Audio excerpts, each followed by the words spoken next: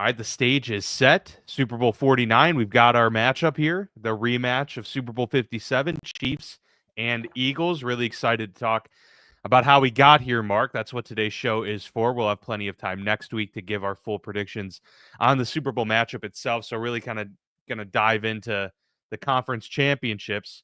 But as we always do, kind of start with just some news of the day, news of the week, whatever it may be. And I got to tell you, I love the reports. Whether or not it's true, I don't really care at this point. The reports coming out of Dan Snyder's camp that he absolutely hates what the Commanders have done this year.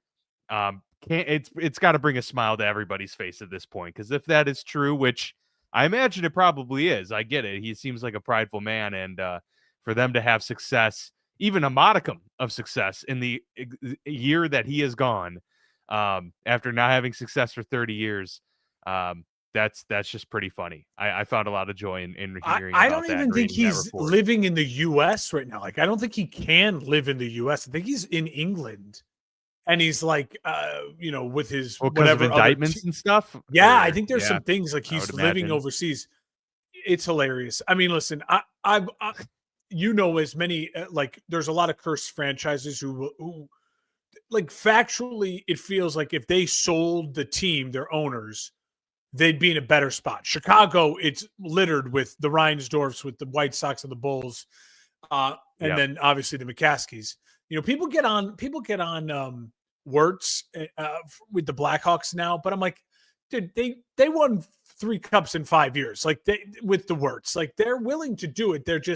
It's a slower rebuild than I think people have wanted it to be, and so people are frustrated. Yeah. But we see it with David Tepper in Carolina. We've seen it in places where it's like Shad Khan in Jacksonville starting to get this reputation as well. Like Pittsburgh Pirates, Pittsburgh Pirates are great. Obviously, the A's, they're moving to Vegas because of how awful their owners are. We know. Oh, there was another one I just had. Like the Colts. A lot of people are like, there was a video that went viral at the end of the season. I think it was like week 17 or 16, where it's like, dude, Jim Irsay is like wheeling himself out in this like stand-up wheelchair thing. The dude's like in his early 60s, but like drugs, he's aged alcohol horribly, it appears. Well, yeah. I mean, he's just abused his body, and it's like that's who's running your team. Cowboys fans, I think we'll talk about the Cowboys and their new head coach here coming up. I think they'd argue right now we would be better off with a new owner, and so. Congrats to Commanders fans. We'll talk about how this season ended. If you're a Commanders fan, I think we'd agree you're allowed to be frustrated and pissed. You were a game away from the Super Bowl. Like you shouldn't feel good about losing that game. But I do think by middle of the summer, once like training camp rolls around, if you're a Commanders fan, you got to be flying high, cloud 9, similar to how the Texans were last year, where you just feel like, you know what, things, as long as we don't get poached, as long as we stay healthy, we should be absolutely a wild card team at worst for the next 5-6 years. And that's gotta be a great, great feeling. Absolutely. No, yeah, we are in lockstep there. It was interesting, the head coaching cycle that is, rapidly coming to a close with just one vacancy, I believe. New Orleans, New Orleans. Out there now. The Saints now have their pick. You could say maybe that's a good thing, but probably not. You usually don't want to be the last person to make a hire in the cycle. But yeah, we'll get to some of the head coaching hires to kind of kick things off with the show, and then that'll lead us into our championship recap. So here we go, off and running with our penultimate episode of the 2024-2025 NFL season.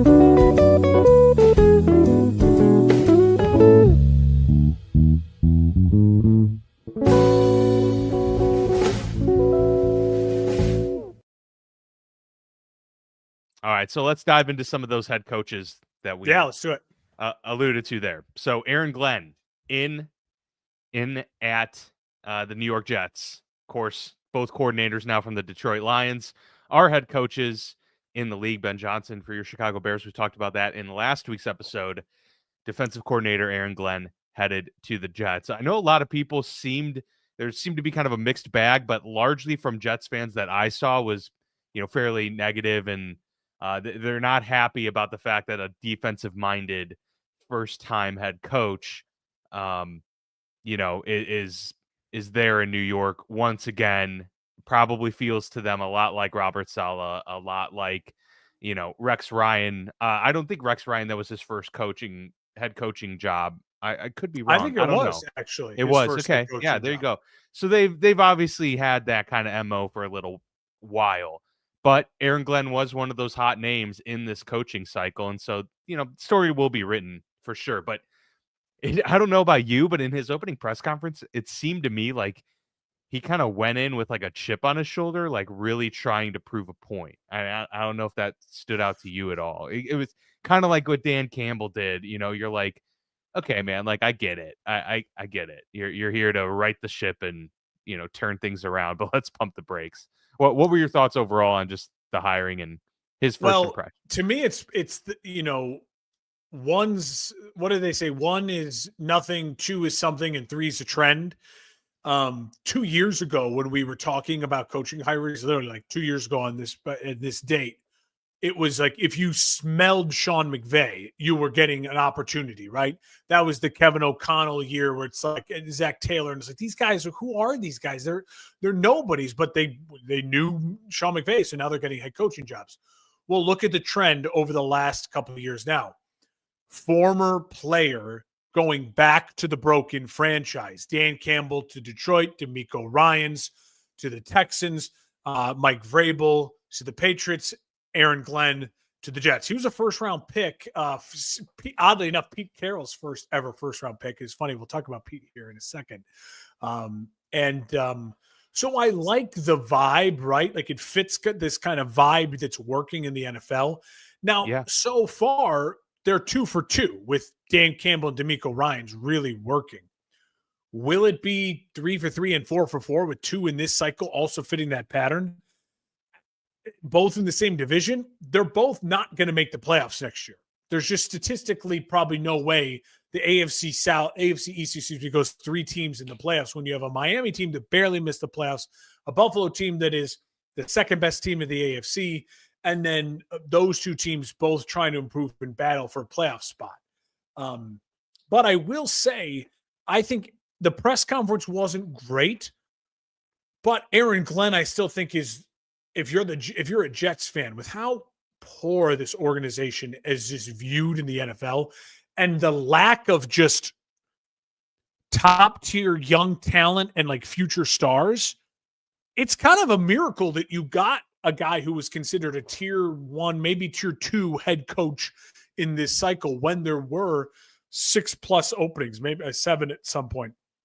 So I think overall, if you're a Jets fan, I think you can sell yourself on that.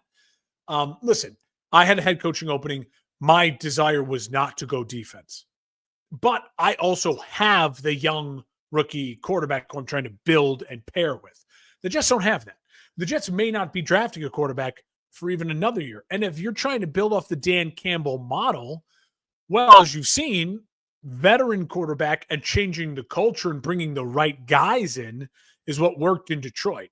Is that what Aaron Glenn's going to try and do in the Jets? I think it makes the most sense. Listen, if I'm a Jets fan at this point, just like as a Bears fan, we're in the same boat.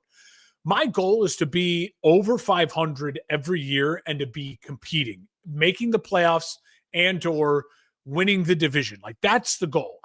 I know that's like loser talk, like let's win the Super Bowl.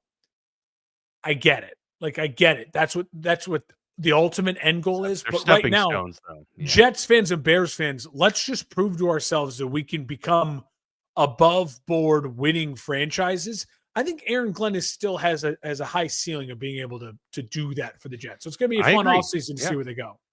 No, he was an enticing candidate, and I think he's going to ultimately do a pretty good job there in New York. And maybe I was a little bit too harsh. I didn't even see the whole press conference. I just saw snippets, right? And like him trying to be like, I'm going to get out in front of this. I've already talked to Aaron. That seemed like a bit like confrontational. I was like, whoa, dude, like no one's like coming at you. Anyway. Wait for the questions to come to you. Yeah.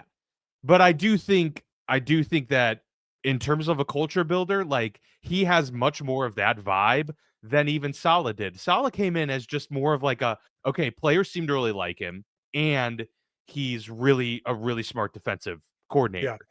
Yeah. Aaron Glenn seems much more of a program builder, overseer, right? And he does played. great Did Saleh play in the NFL? I'm not sure. Sure if Robert Saleh did. It wouldn't surprise me. I mean, he's pretty jacked, right? But yeah, I mean, maybe at the college level, but like Aaron Glenn was a first round pick. Aaron Glenn was a defensive back. No, he was a legit, I know.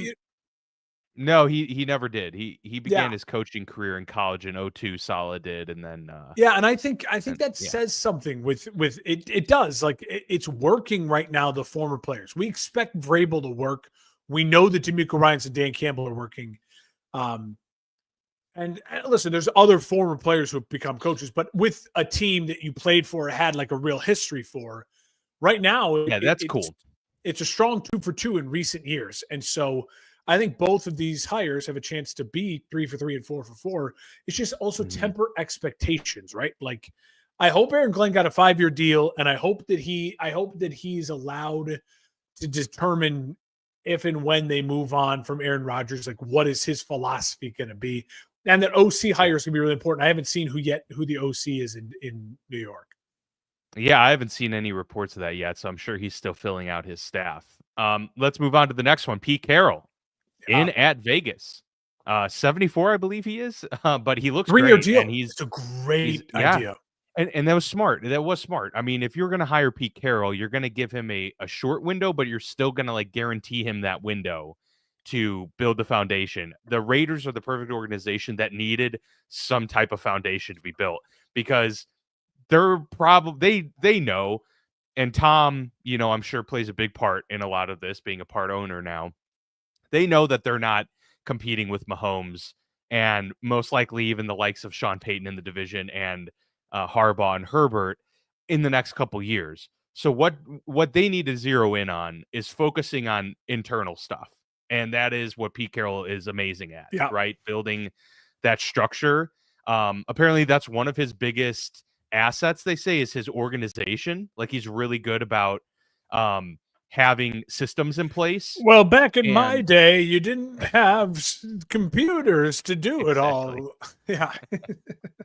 Yeah, exactly. No, he's like that guy for that type of team. And so it's a great fit, great hire, and I'm excited to see what happens. Obviously, they'll probably move off of him in 3 years and say thank you for giving us this structure. The draft will play a big part in that too, like his expertise and ability to scout and evaluate talent and get the best out of that. I think it's a home run for the Raiders, especially with the options that were out there. I mean, yeah, Ben Johnson would have been great, but Pete Carroll, pretty solid get for them. I don't know if I'm going to go home run, but I'm going to go, I respect the plan, and I respect them being honest about the plan. They look at this division right now, and they probably said to Pete when they brought him in, listen, if you can win us a Super Bowl, we'll build all the statues. But our expectation is not that. We have Andy Reid in this division with Patrick Mahomes. We have Herbert and Harbaugh. We have Peyton and Bo Nix. But please, for the love of God, when you leave us in 3 years, can you have built us a foundation to then build upon? In 3 years from now, you're gonna hope that you figured out Bo Nix and that he's just an average Kirk Cousins level quarterback in the NFL. If you're the Raiders, I'm talking about the Raiders, right? Like, this is your hope.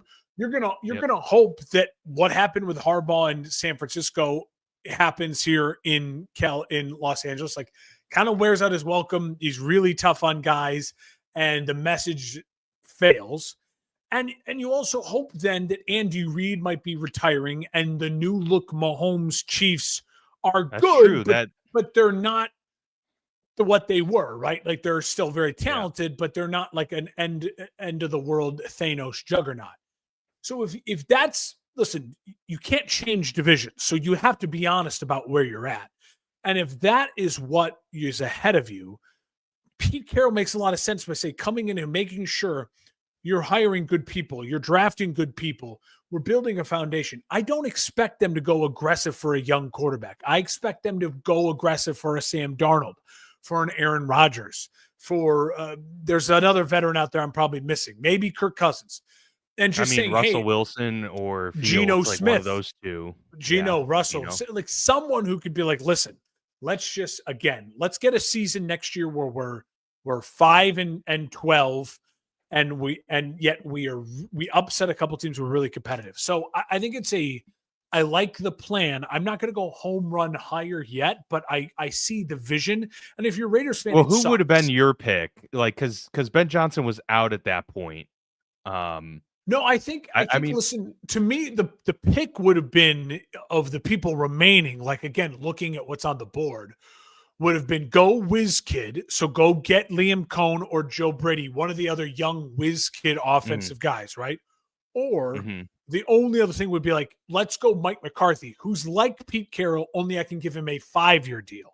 And I can hope then that in 5 years, and Mike can build this thing with no expectations for 2 years, and then by year 3, we are knocking off Denver and the Chargers for a wild card spot, and we are then by year 5 extending Mike because we're now a playoff team, and we have our quarterback, and we're growing. So, and I get why they maybe just thought, listen, we think maybe in 3 years from now we could be the belle of the ball. We could be a team that has a ton of weapons, has a ton of talent, maybe a young quarterback. And now we're just looking for that young offensive coach. And they look at that team like that's the desirable spot. Again, the division, we don't know. 3 years is a long time in the NFL. We don't know what it's going to look like in 3 years. I'm curious, with the one opening available, could the Saints, could the NFL, leave this hiring cycle with Mike McCarthy sitting at home? Like, if McCarthy's not the pick in New Orleans and they do go with Joe Brady or some other candidate that we don't know of, that would be interesting. Like, leaving Mike McCarthy on the table in a what wasn't deemed to be a great coaching cycle. You'd almost have to wonder, like, did the Cowboys really screw up by like getting rid of him? And at the same time, like, did some of these other teams like leave something on the table there? So if you're Mike, I think, again, you're not scared of not taking a job, because you did that with Aaron, where you took a year off and then you got the Dallas job, and it was a great job for you, and it furthered your career. A lot can happen in a year. Like Vrabel, a lot can happen in a year.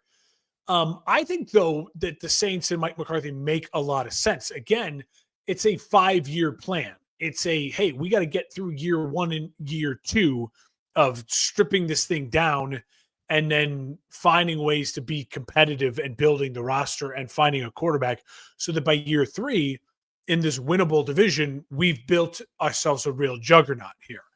I think I have some good friends who are Saints fans that I work with, the weather guy and a couple of the producers, and they talk Saints football all the time. It's hilarious. And one of the things I pushed them on, I was like, if not Mike McCarthy, who? Because I was preparing for Mike McCarthy. We talked about it 2 weeks ago. Like, I was making the case for Mike McCarthy like it makes sense. I think Mike McCarthy is a quality, above average head coach. But they're very high on 2 names. They're high on Joe Brady, as you mentioned, and now he's really available. And they're also really high on Kellen Moore, which I thought was interesting. And I also think don't count out Matt Nagy. And I would say that if you're a Saints fan, if you end up with Kellen Moore, Joe Brady, Matt Nagy, or Mike McCarthy, I think all of those you can say is, listen, we feel like this is not the worst case scenario. You got you have an offensive person who can help you guide this team going forward in a division that now is loaded with offensive coaching minus Tampa. Yeah, absolutely. Let's get to Jacksonville. Raheem Morris is the defensive guy. Yes, I guess. Yeah, true. Trent Baalke finally out in Jacksonville, and that whole saga is kind of funny to see how that played out. It appears that Liam Cohen was not willing to take the Jacksonville job. Good for Liam Cohen, because of Trent Baalke, and that's great. Yeah, because that's hard to turn down a head coaching job, especially your first head coaching job. He was then planning to re-sign with Tampa to be their offensive coordinator, and then Shad Khan came in and said, you know what, no, we're going to get rid of Trent Baalke. Please come back. And within 24 hours, Liam Cohen was signed on to be the next head coach of the Jacksonville Jaguars. Albeit a weird moment when he said Duval in the press conference that everyone's making fun of him for. And the fast fundamental attack. Oh, I didn't see speed. that one. He has an acronym like Matt Eberflus, the HITS principle. So he's getting reamed for the acronym too. Well, hey, you know what? Nick Sirianni had a pretty awkward and cringy press conference, and he's going to his second Super Bowl. Dan Campbell had a cringy press conference and is one of the best coaches in the league. So we'll give Liam Cohen a little bit of a pass, but no, I think it's a great fit. Like, let's got to get something going here. This has to work, because if they screw up a third head coach for Trevor Lawrence, I'm afraid that the hope for Trevor is going to be squashed at that point. So this has to work out. No, I mean, this is Trevor Lawrence's last head coach. You know what I mean? Like, it's got to be the one that works. It's got to be the one that works. Now, it's unfair, at least in Jacksonville. Yeah, it's unfair to him that the first head coach shouldn't even count, but it does. And so I think I was shocked by how bad some of the clips in the press conference coming out. I was watching them here a couple hours ago, retweeting some of them. But I will say this.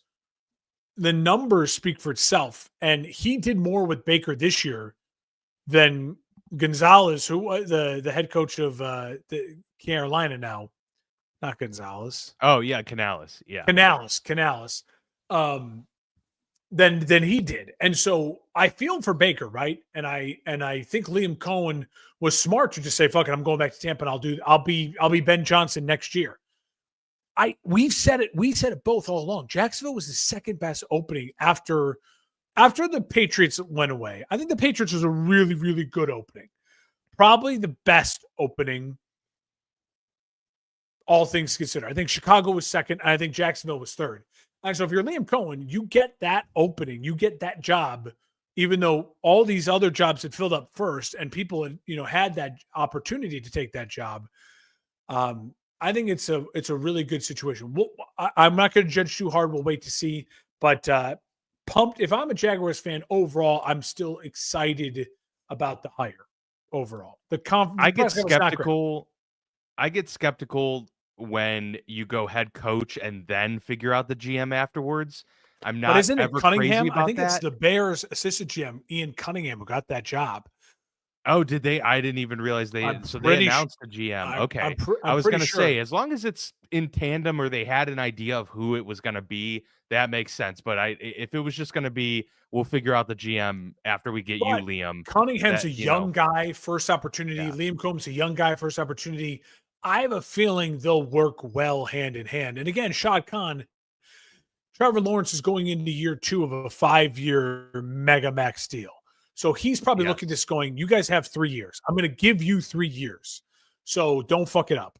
And, Jacksonville's got every opportunity to not fuck it up. Jacksonville's biggest problem will be overcoming, a lot like Cleveland, you're Jacksonville. Like, that's their biggest hurdle to overcome, is the apathy towards the franchise and the success that they've never had consistently. Yeah. Yeah. No, this, we talked about it last year. We said this was a big year for Jacksonville, a really big year that they needed to right the ship, and it was anything but. And then Trevor gets hurt again, and it's just like a disaster. This, once again, very, very big year for Jacksonville, with first-year head coach Liam Cohen. Finally, Cowboys with the most out-of-left field pick, but maybe not at the same time, because it's a Jerry Jones disciple of sorts, Brian Schottenheimer, his grandson of the late great Marty Schottenheimer. I believe it's grandson. Maybe it's his son. I have to double check that. But obviously, NFL. He's old. He's not young. He is older. Yeah, and a longtime OC and offensive assistant. Like, never been a head coaching prospect to my knowledge at all. Pull up his coaching, his stuff. Let's do this. Because honestly, Dan, listen, and I, again, freezing takes exposed or old takes exposed or whatever, they may clip this. And so I want to be careful. I want to be careful when I say, like, I don't want to completely trash it. But Jerry Jones in his press conference announcing him said, like, not only is he no longer going to be known as assistant, he's now the head coach of the Dallas Cowboys. And it eases the transition because he's been in the building. Meaning, I think Jerry truly was surprised there was going to be a transition. And also, if you're at the point where you're not retaining your head coach, who's got a great record with your franchise since he's been there, what makes you so confident that the offensive assistant coach is the guy? Like, he's the voice now they need to hear. That's the thing. You never heard a good explanation from Jerry. All of the reasons were that, he works really hard and he tries and he's, loyal and he's been in the league and all of this stuff. I'm like, none of that. I mean, that's fine. That's resume stuff, but it's like, what about him as a leader? What about him as a schemer? Did you pull up pull up his resume? Because everything. Yeah, you want me to run through this? It's like college, NFL, college, NFL, NFL, college, NFL, NFL. It's wild. 97 St. Louis Rams assistant, 98 assistant for the Chiefs. Then he goes to Syracuse, wide receivers coach. Then USC, tight ends coach the next year. Then the next year, Washington quarterbacks coach. Then the next year, he finally goes to a place for a few years, San Diego Chargers quarterbacks coach. For so Phil what Rivers. Year was that? 02 to 05. So again, this guy had already been coaching, bouncing around like every year since 97, 98? So 97. So this is a decade at this point in his coaching career. He is the son of a legendary figure. So it's not like I can make the argument, this dude's bouncing around. Look at Ben Johnson's career. He had a bunch of different jobs, but it's like he's a nobody. He was a backup quarterback at UNC. He's a nobody who owed no one anything. Right. And it's like, look at what he's doing and the opportunities he's getting without getting like the number one job. And yet he's the son of a legend. Well, and I do think a lot of people's resumes would look like this. I mean, just even if you're have lineage, you still got to make. I mean, Kyle Shanahan was like had to start out as a quality control or whatever. True. But it was all in the NFL. But to your point, it was all only growth. And to your point, like he really wasn't sticking around. Like these places weren't like, oh, we got a gem here. Like, and especially when he got into his OC era, he was with the Jets for 5 years, but I mean, they didn't really have great offenses. They did like the 1 year with Mark Sanchez, and then the Rams for 3 years, and then he goes to Georgia, and then back into the NFL, not as an offensive coordinator, but as a quarterbacks coach again. So then he comes back and gets, a demotion, if you will. And then he's with the Seahawks offensive coordinator for a couple of years, 2018 to 2020.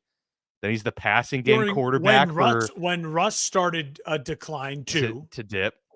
2021, that was the year Trevor got drafted, right? So a passing game quarterback for the Jacksonville Jaguars in 2021. Then a coaching analyst in 2022 for the Cowboys, coordinator last year, and now head coach. So yeah, he went from like OC to passing game coordinator, then analyst. You just don't. If he was a great coordinator, he would go from coordinator to coordinator job. Is the point? I'll just say this: if he proves us wrong, it'll be one of the biggest wins of Jerry Jones's life, in the sense of like, I finally gave this guy an opportunity, and he's great. They will have Dak. They will have CeeDee Lamb. Like, they're gonna be offensively quite good. But the problem is, how much of it is him just like, if the transition is he just going to run Mike Martz's stuff? Is he going to come in with his own stuff? Like, I mean, Mike McCarthy, not Mike Martz, Mike McCarthy. So it'll be really interesting to see. No, this was a news dump late Friday night. I haven't seen any reaction from Cowboys fans that is excited. And especially when there are still other names out there. Kellen Moore is still out there. Joe Brady is still out there. I mean, there are candidates, Anthony Weaver, the defensive coordinator at Miami, that everyone's raved about. Like, there are names, there are people, young, talented people, Robert Saleh. There are names out there. It's Jerry wanting to be – Jerry doesn't want to get the hot candidate because he wants to be the one who made the great call that nobody saw coming. Even in this age, He wants the guy to bow down to him. I gave you this job. No one else would even give you this job. I gave you the Dallas Cowboys head coach. You're going to do what I say. Yeah. All right, let's get to the games. An exciting slate, no doubt. the first game, we'll obviously start there. Commanders at the Eagles. Started off pretty good. It was turning into a pretty decent game, but then, you get into the second half and it was pretty much all Eagles from there. They scored 3 touchdowns in the fourth quarter to completely put this thing out of reach. So 55-23 is the final there. I think this kind of went how we anticipated. Like, it was going to be about our guys versus your guys at the end of the day, and it clearly was just an overmatch situation for Washington. And Saquon Barkley, I mean, what can you say, man? First play, you're like, this is going to be a long afternoon. It was a great run. It was a great run. Yeah. Incredible run, breaks a lot of tackles, goes to the house on a huge play, and ends the day with 118 yards and 3 touchdowns. Jalen Hurts, very efficient, didn't need to be the savior at all. Jaden Daniels ended up throwing the ball 48 times in this game, which was not going to be a good recipe for success for Washington, but that's where they found themselves. And the least surprising outcome of the day for sure. I'm just looking back at some of my notes, and I do think you said this is kind of what we expected. Certainly wasn't what I expected. I think I predicted the Eagles to win something like 30-24. Oh, yeah, you did. Yeah. In the range of like, I didn't think it would fall apart for Washington. Well, I guess more so what I meant was it certainly wasn't shocking. Like I mean, we both picked the Eagles, and I thought and I felt confident about the Eagles. I figured Washington would turn back into a pumpkin on the road against a division rival. We know, sometimes you forget because it's the NFC title game. That's just a divisional football game. You know what I mean? Like that's Steelers, Ravens, that's Bears, Packers. Like, this is just two teams that know each other really well. And what happens when two teams in the division know each other really well?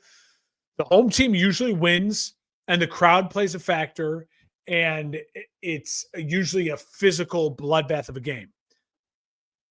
I think 2 things. Washington was mentally and physically not ready for the game. The fumbles, the turnovers, to me, you could argue that that's just great Philadelphia play. I think a lot of it is mental. The one guy in the kick return, literally he's running and he just like runs into a guy and the ball just squirts out. It wasn't raining. It wasn't snowing. The turnovers were horrible. Also, when you 4 total turnovers. When you are a defensive head coach, I know. It's his first year. He's got to get his guys, the system, blah, blah, blah, blah, blah. And I expect Washington to improve, right? But you gave up 7 rushing touchdowns in the NFC title game. That's a ties the record. So I was shocked how is Washington, they just felt so unprepared. And I thought because Dan Quinn had been to a Super Bowl before, was an experienced head coach, because Jaden Daniels was so calm, cool, collected. Shout out to Vic Fangio. Vic Fangio, the defensive coordinator for the Philadelphia Eagles. He's been around for forever. He's so good. He had a hell of a game plan. Yeah. He's literally said, I'm going to take away your number one option. Jaden Daniels, if you look at the stats, like going to his number one option, he was the best quarterback in the NFL this year. When he had to go the multiple reads, he was an average quarterback. Vic Fangio said, oh, okay, well, let's just make him an average quarterback. Who cares if he runs? Let's make him an average quarterback. And we'll let Zach Ertz get 11 catches for 104 yards, and it won't matter. That's a great point. So that was the next thing I was getting to. When you look at the skill position, ball distribution for Washington, it paints the picture. The veteran old tight end, 11 catches on like 17 targets. Scary Terry McLaurin, 3 catches for like 7 targets. And then Washington's leading rusher was Jaden Daniels. He had more yards rushing than the 2 running backs combined. So it was just a game plan that fell apart. It was a game plan that didn't work. It was a game plan that didn't have adjustments. And I think Cliff Kingsbury deserves a little bit of criticism for that. But again, I'm not a Washington Commanders fan. So I can sit here and go, dude, that was an amazing season. Congrats to you. You were in the NFC title game. It's still going to sting. And for a while, it looked like this game, you could hang in this game. I will quickly say this about Philadelphia. We talked about it all season. They were either 1, 2, or 3 most talented roster in the NFL, however you wanted to put it. Right up there with Detroit, when healthy San Francisco, and like Baltimore when healthy, where you're like, these rosters just are almost unfair. It doesn't make sense. And that also, when you look at the box score and everything comes together, when you watch the game, it's like, oh, Jalen Carter, Jordan Davis, Mailata, Lane Johnson, Jalen Hurts, who's a really, really, really great young quarterback, the best running back in the league. Devontae Smith, who's an afterthought, who's a guy that would be a number one guy on so many teams. He's kind of an afterthought. You have a really underrated good tight end. You have A.J. Brown. That defense is loaded in the defensive backfield with rookies all over the place, including Cooper DeJean. It's a really special Philadelphia roster. What's funny and what's weird is, as I start to think about Philly moving forward and what is Philly's weakness, my brain goes to Nick Sirianni. But the problem with that is Nick Sirianni has been the head coach of the Philadelphia Eagles for 4 years. He's in his second Super Bowl. He's made the playoffs all 4 years. And remember that first year, they were like kind of a disaster. They were the surprise team, 9-8, barely make it. And then they grew from there, went to the Super Bowl. Then last year they lost in the first round, and now they're back in the Super Bowl. I don't think of Nick Sirianni as an elite head coach in the NFL, but he's got the best winning percentage of any coach in the NFL currently. He's been to 2 Super Bowls in 4 years. He's been to the playoffs 4 years in a row. And it seems as though when Nick Sirianni, as the very much Dan Campbell-esque offensive mind, but CEO and culture guy, has great coordinators, he can lead a program to a championship game or a Super Bowl very easily. Yeah. And he gets credit for hiring said coordinators. Yes. Now, if again, if there's a brain drain and Kellen Moore takes the Saints job, right, or something else happens, it'll be really interesting to see how Philadelphia responds, because we saw what happened last year if there was a brain drain. But right now, all you can credit Philadelphia is for who they are right now, and they are a physical, incredibly talented roster that has a ton of experience, and I think can honestly say they're not scared to play anyone. Yeah. No, and they're well equipped to play anyone. They can, just how that team is structured, they can hang with anybody, especially because the defense is so damn good that there was no controversy in this game. I'm trying to think of what to, I'm looking through my notes again. It's like, by the time that fumbles and the turnovers add up, it's like, okay, yeah. I mean, Jane Daniels is phenomenal. Best rookie season ever. Tip of the cap to him. Again, it's the same conversation I deal with on Twitter. People going, whoa, the Bears should draft Jane Daniels. If Jane Daniels would have had 3 offensive coordinators in Chicago like Caleb Williams did, he would not have been playing in the NFC title game. And so head coach fired too. So that's not to say that Jane Daniels right now is definitely better than Caleb Williams. I've seen proven on the field. And so I'm not embarrassed to say that or worried to say that. Yeah. I still think personally, when it's all said and done, Caleb Williams has a chance to have still has the highest chance to have the best career of any of these quarterbacks in this class. And so I'm going to hang my hat on that for another year. But by this time next year, that narrative could be very, very different. Hopefully it's not. Hopefully it's leaning towards more my narrative. But he deserves a ton of credit. He deserves a ton of flowers. And Washington, I don't think they're a flash in the pan, Dan. I think they are a team that has to embody Dan Quinn's defense sooner rather than later. Because if you have a talent like that, all you need to do is get a stop once a quarter, and you're going to win a game. You can 4 stops, 1 3 and out a quarter, and you'll probably win the game with that talent. And you go get Terry McLaurin, like another dynamic weapon. They need a running back. Like they need to go draft Ashton Genty. Like they need a star, right? Yeah, to help him, because the running back Brian Robinson is just not good enough. Jane Daniels can't be your leading rusher going forward. Right. Yeah, that's not sustainable. That's for sure. All right, let's get to the Chiefs Bills, the nightcap, if you will, the game everybody was most looking forward to watching. And of course, as you all know by now, the Chiefs come out on top 32-29, headed back to the Super Bowl for this rematch of Super Bowl 57. The one thing I said last week was the Bills' game plan needed to be to put the pressure on Kansas City to score 30. and Kansas City scores 32 for the first time all season. It didn't work, but Kansas City does what Kansas City does, and that's why we ended up picking the Chiefs to win anyways, because Mahomes always finds a way. This is totally different than the Lamar Jackson narrative for Josh Allen, because Josh Allen plays unbelievably in these games. He's playing incredible. None of this is on him. You could say, oh, if he made a better decision here versus the less good decision, but they're all good decisions for the most part that he makes. And of course, at the end of the game, Steve Spagnuolo dials up, his signature blitz, and Josh throws he made an incredible play, and it just goes through the hands of Dalton Kincaid, and that's kind of the story of it. So it's really unfortunate. I feel for Buffalo fans, and for Josh Allen specifically, but this was a case to me, Mark, of I just don't know what more you could do. This is on the defense at the end of the day, really, and they were without a lot in the secondary. There's no question about it. But I feel like Sean McDermott, the defensive guy, his defense has been the one that hasn't been able to come up with the stops for his teams, in these big moments over the last several years. Granted, nobody is making the big plays against the Chiefs in terms of the big stops, but something's got to give at one point in time, because too talented. You got too good of a quarterback to not be able to get over this hump. But yeah, once again, the road goes through Mahomes. I'm starting to feel like the name Karl Malone rings a bell. Like it's just starting to feel.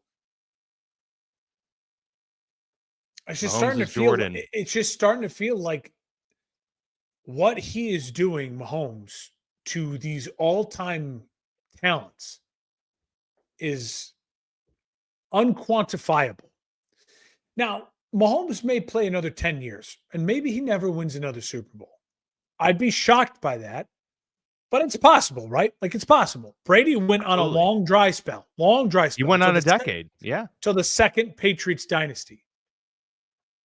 But what is so unique about Patrick is that he's still in his prime, and yet he's already doing what Brady did in the second dynasty. In the second act. Exactly. Which is like, no, I'm just smarter than you. I just see it, and I just know it, and I just feel it. I'll say this about Josh Allen. I agree with your take. It's very different than Lamar Jackson. And I have the stats to prove it's different than Lamar Jackson. Josh Allen's last two postseasons in 5 games, 13 total touchdowns in 5 games, 0 interceptions, 69.5, let's call it 70% completion. Yep. Number 1 in adjusted EPA per play. Number 1 in success rate. He is playing superstar football against the best teams. Did Josh Allen go out and win that game? No, he did not. He did not put the nail in the coffin and go and win that game when he had a chance. And I think Josh Allen will say to himself, that's what he's going to hang his hat on. Is he's going to look in the mirror and go, I didn't win this game, because I think he's a good person. He's a competitive guy. He's not going to sit there and go, I have a coaching disadvantage. I have a defensive line disadvantage, and I didn't have home field advantage, and that's why I lost the game. I think you can make those excuses, and I think those are real things. I do think the Chiefs being at home matters. You heard how loud it is at Arrowhead. I know. The Bills have won games at Arrowhead before, but when you were watching that broadcast, and I went to a game at Arrowhead this year, it's deafening. I mean, I was standing next to my stepson, and I had to yell to talk to him on crucial third downs against the Raiders. And this was a regular season game against the Raiders. I mean, it was deafening in there. And so Josh Allen, it's starting to feel a lot like Karl Malone. It's starting to feel a lot like this is a person who's not going to get his chance to shine rightfully the way he deserves, because we're living in an era that as long as Mahomes and Andy Reid are together, and I think Kelsey's a part of it, but Dan, Kelsey had 2 catches for like 17 yards. Like they did it without Travis Kelce. And I want to bring up. It doesn't matter. He adjusts to anything and everything. Absolutely. And I want You to just bring up. can't compete with that. I want to bring up the Nick Wright tweet. And I tweeted you, I think, at it, or the Football Lounge at it. And this is really interesting. The following Hall of Fame players won rings, NBA title rings, during Michael Jordan's heyday. Kareem, Magic, Bird, McHale, Isaiah, Hakeem, Drexler, Duncan, Robinson, Shaq, and Kobe. He shut out Ewing, Barkley, Stockton, and Malone. Now, those are big names, but that's the only guys who didn't get a ring during the Jordan era. Mahomes, now I get it. You can argue Burrow beat Mahomes. Well, and there was, 6 years of that Jordan era that was him not being on a good team and not having anybody around him, right? So the first 6 years of his career, retirement years, exactly, yeah. So that's a big chunk of time, but the point still stands. What Nick is saying is one of the reasons why we call Michael the GOAT is he prevented Barkley from getting a ring. He prevented Malone from getting a ring because we saw it with our eyes. We fantasized about it in the Last Dance documentary. But yes, Burrow beat Mahomes, and that's why that loss to Stafford is so killer for Burrow. Yeah, because he was a second-year player, and that might be your only chance. And the other tweet from Nick Wright that I thought was just incredible today, and now listen, Nick Wright's a Chiefs fanatic, so he's of course going to go all in on the Chiefs. But Dan, in 2022, when the Chiefs won the Super Bowl over the Philadelphia Eagles, Patrick Mahomes beat Joe Burrow at Arrowhead with a game-winning drive. Remember, the Bengals made it back to Arrowhead, and it was blah, blah, blah. Mm-hmm. So Mahomes beat Burrow, went on to win a Super Bowl. Last year, Mahomes went on the road against the MVP, Lamar Jackson, beat him, and then won a Super Bowl. This year, he just beat Josh Allen, who I think should win the MVP, might win the MVP at Arrowhead, and he was playing in the Super Bowl. If he's able to compete a three-peat, he will have done it against going through Burrow, Lamar, and Allen in 3 straight years and taking down the Eagles twice, who've been the best or the second best team in the AFC, NFC, and the San Francisco 49ers with a great young head coach and the most depth in the NFL when they beat them. It's not a cheap run. It's not an easy run. Exactly. It's not a cupcake run. Yeah. As far as the game goes, Dan, the controversies, people want to talk about the spot. I was disappointed with Buffalo's play calling.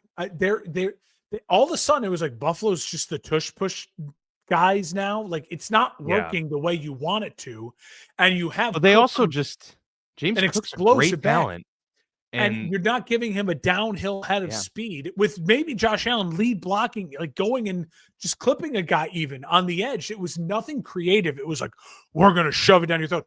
It felt like Ohio State when they lost to Michigan. It was like, what are you doing? We said the Bills going into this game had more weapons than the Chiefs, and they do. Like that's your advantage. You have Shakir, you have Kincaid, you have guys in their prime. Amari Cooper, Mac Hollins, and Cook. You have way better skill position guys in their prime. And it felt like it was just Josh Allen. We're going to call number 17 over and over again. So Joe Brady, I thought, had a rough day. And McDermott in his post-game press conference, I thought, had an even rougher quote when he said, couldn't we have tried to disguise it? Maybe. Dude.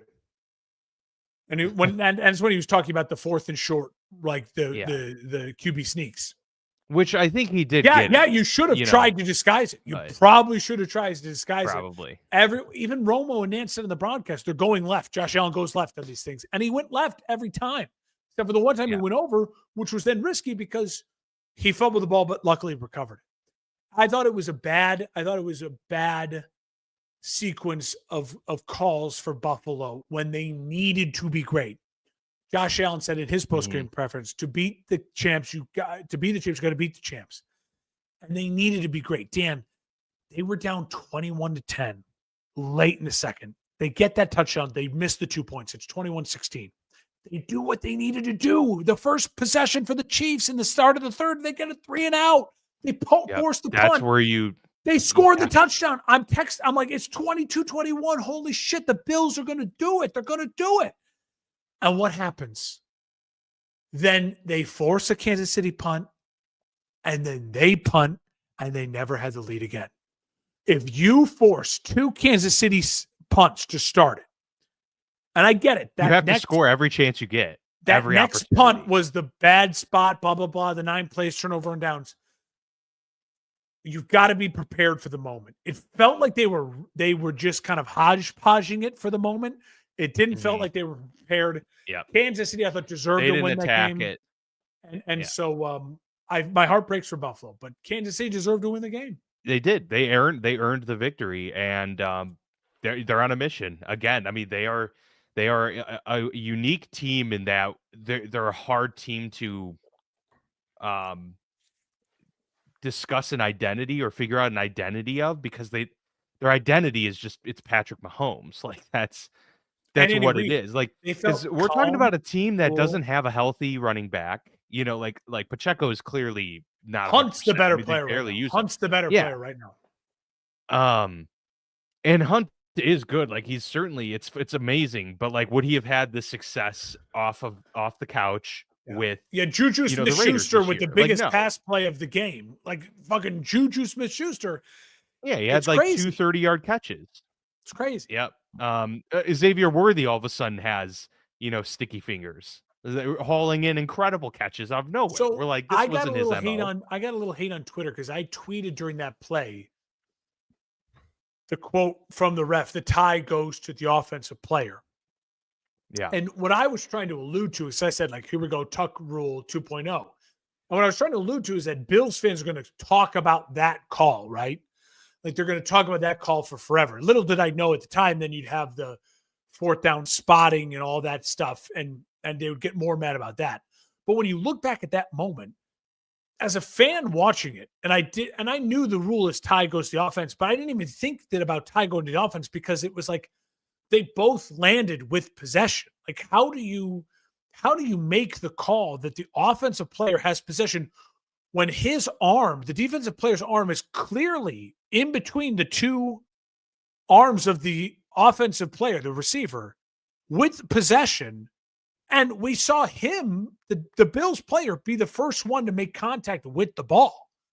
And yet, because the offensive player has possession on the ground and it's not moving, the tie goes to them. I get the rule, but that just felt like, wait a minute. I saw the defensive player intercept the ball and complete the catch. It shouldn't be the tie. And so I thought that was going to be the bigger moment. And it ended up now being slightly inconsequential and people being like, that's the rule, duh. And I'm like, how is that not talked about maybe more this morning?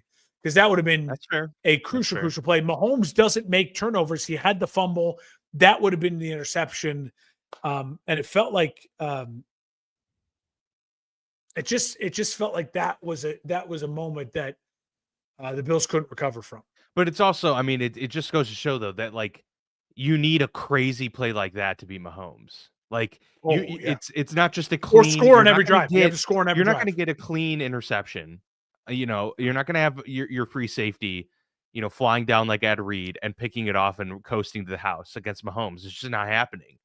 So like everything has to be perfect. And like you said, they got to score every possession. But that's why those moments matter so much. Like you said, you get the 3 and out, you have to score. So yeah, I mean, we can point to a lot of reasons why the Bills lost this game and why the Chiefs won it. At the end of the day, it does boil down to opportunities, and the Chiefs took more advantage of the opportunities they had when they had them. And so that's really all it boils down to. Patrick Mahomes ran the ball 11 times, scored 2 touchdowns. On average, during the NFL season, he ran the ball 4 times a game. Yeah. So again, it's like Kelsey going off last week. They're just like, oh, this is what I need to do. Okay. This is what we need. Yeah, exactly. And it's never panic. Like Josh Allen's first drive of the game, I was like, oh my God. Yeah, it did seem jumpy, right? Yeah. They saw it really jumpy. And then Pat was just Pat. And Mahomes against the Bills, 9 games. The score is 245 to 240. Yeah. It's They're a close 5-point game. differential. And here's the thing. He In wins 9 close games. games. He's the best Yeah. close game quarterback Always. in NFL history. He has the second most playoff wins of any quarterback in history, more than Montana, more than he passed Montana more this than past, the Mannings, more victory. than Breeze, more than Roethlisberger, more than Aikman. Behind only Tom. And Yep. And he's halfway to Tom. First team to make the Super Bowl 5 times in 6 years. First team to have a chance at a three-peat. No other team that won back-to-back even made the Super Bowl. They're now doing things the Patriots aren't even involved in the stats with, and that's how you know it's special. Yeah. Dan, really quickly, as we start to wrap this up, early thoughts on next week. We'll do a full breakdown and preview. I want to look back at that game 2 years ago. There's a lot of the same names. Yeah. There's a lot of the same faces. And I haven't done I'm not the sure deep it's gonna dive go on that that game way. yet. I haven't done the deep dive. Yeah, I'm with you. Yeah. And I think Yeah. I think Jalen Hurts was an MVP candidate 2 years ago. This year's MVP candidate is Saquon Barkley, and I think that's better for Jalen Hurts. It is. It is. And even though he had probably like one of the best games that we've seen of a quarterback in a Super Bowl period, he hasn't been that version of Jalen Hurts really this year. They've shown at moments that they can unlock the passing arsenal attack, aerial attack when it's warranted, and maybe they're going to have to do it this week. It's going to be hard because the Chiefs defense is so good, so they're going to have to dominate the line of scrimmage. But I do think it's kind of a weird matchup for Kansas City. It's a team that can kind of match them blow for blow at the line, particularly. So it's really going to be like, how does Mahomes and company manage that pass rush from Philly? And it's going to be a lot more, which they do all the time, is playing in the flats and out leveraging people. That's the way to win. And they're going to use Xavier Worthy a lot, I feel, to be able to do that, because you're going to have to play a lot more horizontal against Philly than you are going to be vertical. So, initial thoughts is it's a very interesting matchup for both teams. And, my gut is that it's not going to look anything like it was a few years ago. My early feeling is that it's going to be a super low scoring game. Would be happy to be wrong about that. But I feel like it could be one of those weird, grind it out. Oh, you mean like battles. 2017 type low score? Yeah. 24-20. Yeah. Like at best, that's just kind of how that's how it feels right now for me. Yeah. Kansas City is the only team, they won this weekend losing the turnover battle. They're the only team that I have faith can lose the turnover battle but win the game. Yeah. It definitely feels like Philadelphia is bringing a gun to a knife fight with Saquon Barkley. I mean, I don't know how else to say it. It just feels like when I look at the rosters, if you were to do like who are the 10 best just football players in this game, 7 are on the Eagles. Yeah, I would say it's probably 7. I mean, I think you make the argument 8 when you say like maybe it's just Mahomes and Chris Jones. And maybe I'm adding to the locker room fodder that Andy Reid wants, right? They don't believe in us, blah, blah, blah. But I do think objectively, when you break it down, the Eagles are so talented and deeper and more physical. And then it goes back consistent. And it goes back to every single game with the Chiefs. But Andy Reid and Mahomes. And so I don't know about you. I'm one of the few people I talk to everyone I talk to today. And I get asked a lot because we do the sports stuff and people think of us as sports guys, and I'm out in public or I'm walking around at work and everyone's like, well, what do you think? What do you think? Don't you hate the Chiefs? Hate the Chiefs, hate the Chiefs. I don't hate the Chiefs. I don't either. Yeah. I agree. I'm excited about history. Now, if we're in the same spot again in a year from now, if it's a lot of teams but the Eagles, I'll probably be rooting for that team. Because as cool as I think it'll be to see history made at a three-peat, part of my reason, and again, I'm a Bears fan. I there's a couple NFC teams that I can root for, but there is a lot of NFC teams that I hate a lot more than AFC teams. It's just the way that cookie crumbles, right? Yep. And so Philly to me is like, ugh, like I can't stand even the thought of rooting for Philadelphia. So I have no idea who I'm going to pick to win this game right now. Yeah. I have no idea what exactly to me will be the keys to the matchup. I'm going to spend a week and really dive in and have some fun looking at a lot of film and doing a lot of numbers research. But I do think it's going to be a really close game because you have a way better roster versus a way better coach and quarterback. And you have it in New Orleans, which will just be an electric atmosphere. And so I can't. Manning's doing the kick of destiny, carrying on your. Yeah, I know. Carrying on the legacy. People who are like, this is going to be a boring Super Bowl. Yes, we've had a lot. I think it's only been like. Low scoring doesn't equal boring though either. You have a lot of the same teams over the last like 6 Super Bowls, but and multiple rematches. But if these are the best teams, and Philly felt like the second or first best team in the NFC all year long, maybe not all year long, but from Thanksgiving on especially, and the Chiefs are the Chiefs, then we get what we get. You know what I mean? Exactly. A 2 seed on the NFC side, a 1 seed on the AFC side. Like this is what the NFL is all about. The best teams make it to the Super Bowl. That's what it is. And we're going to have a lot more from the Super Bowl next week. We'll give our full game analysis, predictions, everything as we get, the week off as always before Super Bowl 59 kicks off. So next week, be sure we'll be right back here. I think we'll be doing that show Tuesday, like on our normal schedule, but maybe Monday. We'll see. But yeah, I think Tuesday. So stay tuned for that, and we'll have our full predictions for the big game then. But until then, enjoy the week. Enjoy the week off of football if you can. Do something, maybe Pro Bowl. See if there's sunshine on a Sunday. Pro Bowl. Yeah, definitely make it a point to go watch the Pro Bowl. Enjoy all of that. But we will see you back here next week, everyone.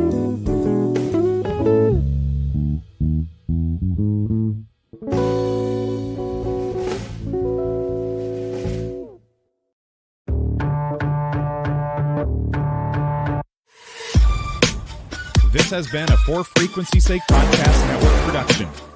For more great content, subscribe to For Frequency's Sake on YouTube, Facebook, and Twitter.